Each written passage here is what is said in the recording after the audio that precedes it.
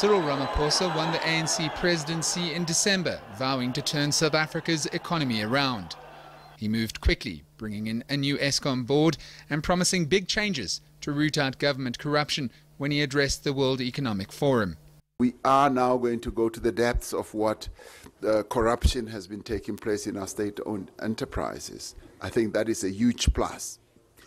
Two, we've got an independent judge who's going to look at all this. And three, this process will go along in tandem with the process that needs to be followed through by the criminal justice system.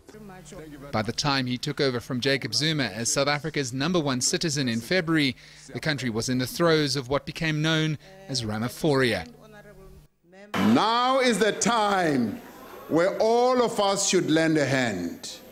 Now is the time for each one of us to say, South Africa, send me.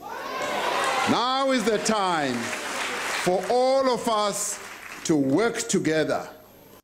And as a sign of intent, Ramaphosa set a goal of $100 billion of foreign direct investment over the next 5 years.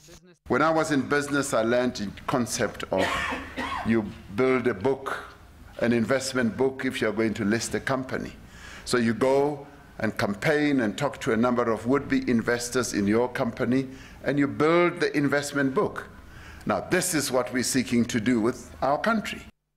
South Africa enjoyed a brief increase in investor confidence in the first quarter of 2018.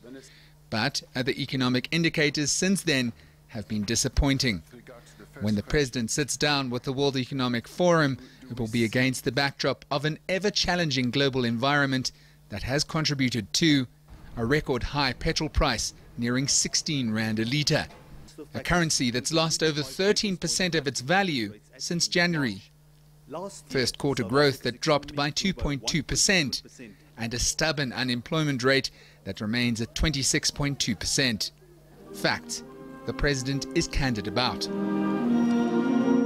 For several years, our economy has not grown at the pace needed to create enough jobs so that we can lift our people out of poverty. Thank you very much.